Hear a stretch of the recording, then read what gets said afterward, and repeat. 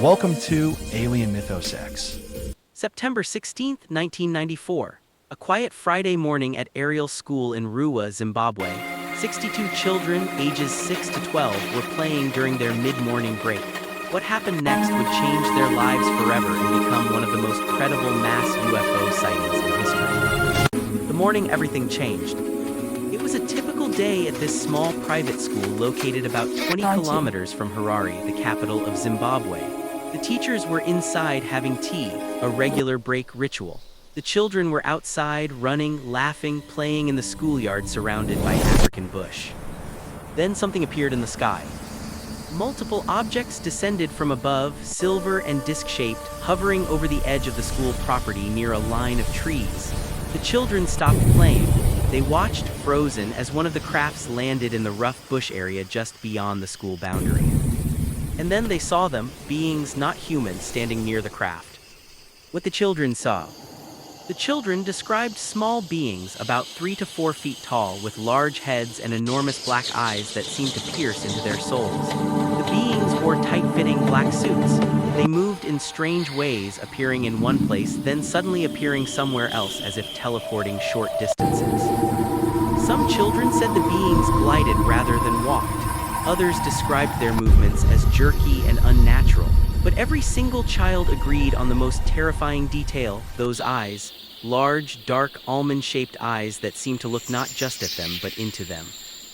The beings didn't speak, but the children heard them. Telepathically, images flooded their minds. Visions of environmental destruction, technology harming the earth, pollution choking the planet, trees dying. The message was clear and terrifying: humanity was destroying its home. The terror and wonder. Some children ran, others stood paralyzed with fear. A few of the younger ones cried. The encounter lasted approximately 15 minutes, though to the children it felt both like an eternity and an instant. Then, as suddenly as they had appeared, the beings returned to their craft. The object rose silently into the sky and vanished. The children were left standing in the playground, traumatized, confused, and fundamentally changed. When the teachers came outside, they found the children in an unusual state. Some were crying, others were eerily quiet, many were talking frantically, all describing the same impossible event. The teachers didn't know what to make of it. Mass hysteria, a prank, but 62 children all telling the same detailed story. The investigation begins. News of the incident spread quickly. Skeptics immediately dismissed it. Children have active imaginations, they said. They must have influenced each other, created a shared fantasy. But then Dr. John Mack arrived. Dr. John Can you tell Mack me was about a your favorite professor part of the psychiatry playground? at Harvard Medical School and a Pulitzer Prize winner. He was not a fringe figure or a UFO enthusiast. He was a respected academic who had begun investigating alleged alien encounter experiences. When he heard about Ariel School, he flew to Zimbabwe to interview the children. What he found shocked him. The interviews. Dr. Mack interviewed the children separately and in groups. He brought along a BBC film crew to document the process. The children drew pictures of what they had seen, remarkably consistent images of disc-shaped craft and beings with large black eyes. They described the encounter with vivid detail and genuine emotion. Many cried during the interviews. Their fear was real. Their trauma was evident.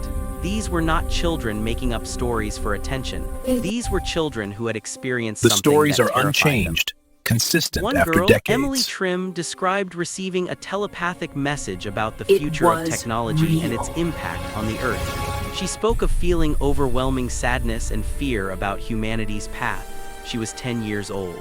Another child said the being's eyes made her feel like they could see everything about her, all her thoughts and feelings. She felt exposed and frightened. Multiple children described this same sensation of being mentally probed or scanned. The drawings. The children's drawings were perhaps the most compelling evidence. Dozens of pictures drawn independently showed nearly identical craft and beings. The consistency was remarkable. The same large eyes, the same small bodies, the same disc-shaped craft with a distinctive design. These were not sophisticated drawings. They were childlike sketches, simple and honest. But their similarity across dozens of different children who had been separated during the drawing exercise was striking. Whatever these children had seen, they had all seen the same thing. The message. What made the Ariel School Encounter unique wasn't just the number of witnesses or the credibility of their testimonies. It was the message. The beings hadn't come to harm, they hadn't come to abduct, they had come to warn. The children consistently reported receiving telepathic images about environmental destruction. They saw visions of pollution, deforestation, and ecological collapse. They felt emotions of sadness and urgency from the beings. It was as if these entities were trying to communicate a dire warning about humanity's impact on Earth. In 1994, climate change was not the dominant global concern it is today. These children living in rural Zimbabwe were not exposed to constant environmental activism or documentaries about ecological disaster.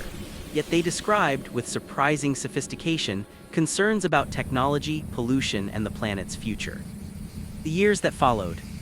The media attention was intense but brief. Skeptics remained skeptical.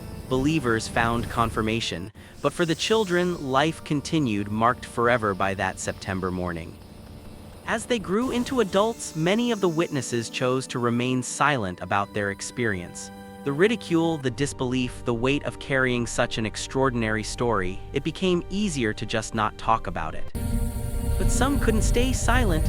Emily Trim, now an adult, has spoken publicly about her experience. She describes it as the most profound moment of her life. She insists with absolute conviction that what happened that day was real. The beings were real. The message was real. The reunion. In 2019, filmmaker Randall Nickerson released a documentary called Ariel Phenomenon, which reunited many of the now-adult witnesses. 25 years after the encounter, these individuals sat together and discussed what they had experienced as children. The remarkable thing, their stories hadn't changed, not in the ways fabricated memories change, with embellishments and inconsistencies growing over time. Their core accounts remained identical to what they had reported as children. The same craft, the same beings, the same message. They spoke of how the experience had shaped their lives. Many had become environmentally conscious. Some had struggled with the memory, the trauma of seeing something they couldn't explain and having few people believe them. But all of them maintained with unwavering certainty that what they saw was real. The questions that remain. The Ariel School Encounter remains one of the most credible mass sighting events in UFO history. 62 witnesses, consistent testimonies, documented within days of the event by a Harvard psychiatrist, drawings that match, stories that don't change over decades. Skeptics have proposed various explanations. Perhaps it was a prank by local university students.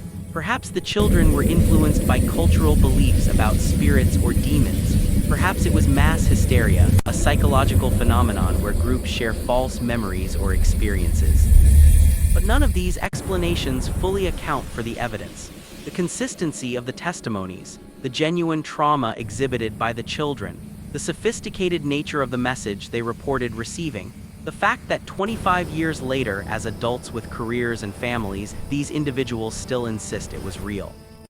The legacy. The Ariel School Encounter asks us to consider an uncomfortable possibility, that we are not alone and that whatever else shares this universe with us might be concerned about what we're doing to our planet. 62 children saw something that day, something that terrified them, something that gave them a message about the Earth's future. Whether you believe they encountered extraterrestrial beings or experienced some other phenomenon, one thing is undeniable: those children believe it happened. And their belief, maintained consistently for nearly 3 decades, carries weight. In a world where we often dismiss what children say, where we assume The planet their stories suffers are from pollution fantasies and or technology. exaggerations, the We Ariel must School intervene. Encounter challenges us to listen. Children! Truly listen. way, hurry! Because sometimes the impossible We're is here. real. What And happened? sometimes the most credible witnesses are the ones who have We nothing saw to them. gain and They were everything to real. lose by speaking their truth. 62 children, one message, one terrifying, extraordinary morning that changed everything.